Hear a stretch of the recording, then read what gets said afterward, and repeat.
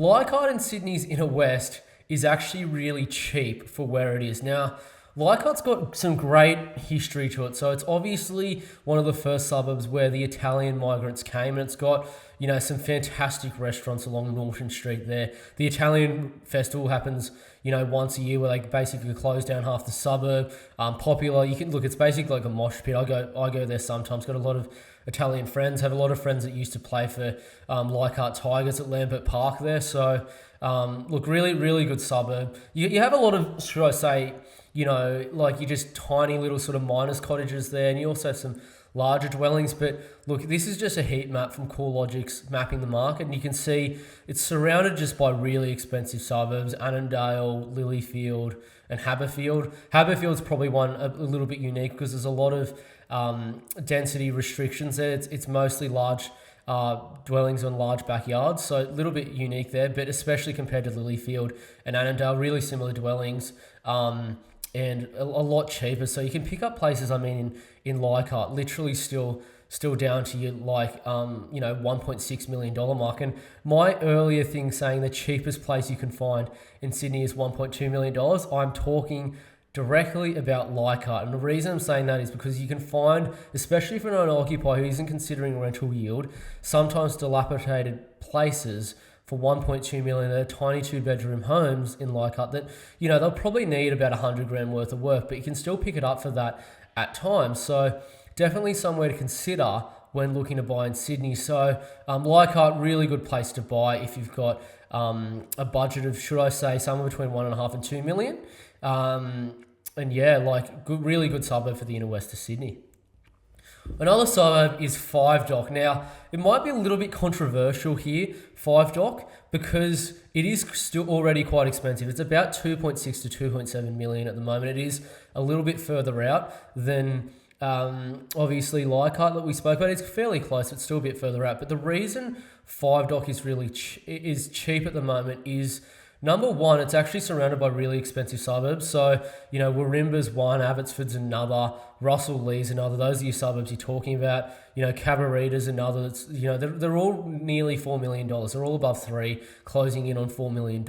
Five Dock, you're still picking it up for about, anywhere from about 2.6 to about 2.8 is reasonable in Five Dock.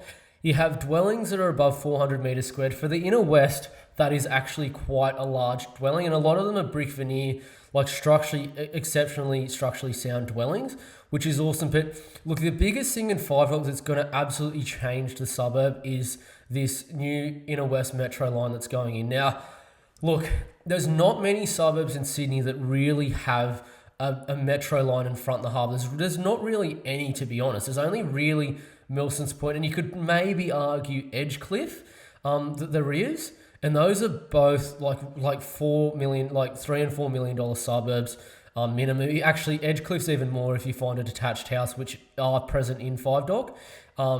So consider that. Milson's Point, there's barely any houses there. If you find a house, just buy it. It's probably $6 to $8 million. But anyway, this metro line, it is also going through a station called the Bays. But that's going to be basically near Whites Bay, which is technically Glebe, but it's not really the residential part of Glebe. It's more sort of close to Rozelle towards Anzac Bridge. That's kind of where it's going to be. So look, Glebe would be an arguable suburb as well, but not like Five Dock. This is going in the centre of Five Dock, literally, and it's only going to be literally like a 10-minute trip to the CBD or so. So you're going to get people that really want to live near the water, obviously not a walking distance to Bay Run, right next to Hen and Chicken Bay as well. There's properties that front the harbour literally in Five Dock, and you're going to get them start to sell for, $4 and $5 million median prices a couple of years after this goes in. So, it's not necessarily, I'd say, a super cheap suburb at the moment, but it's one that is an absolute bargain for what's going to be there, because once this station's in there and you get the wealthy business owners and the wealthy migrants that continue to move in here, and also your wealthy developers, that suburb is going to absolutely explode. So, look, if you got, again, I hate to say this, but a $2.5 to $3 million budget and you want to live in the inner west, consider Five Dock, particularly towards that town centre if you have the money, because it is very cheap for what you're going to get today compared to what you're going to get in a couple of years' time. Thanks so much for watching.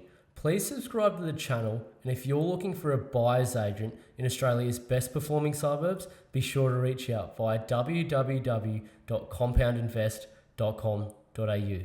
Thanks again and welcome to the channel. I'll see you on the next one.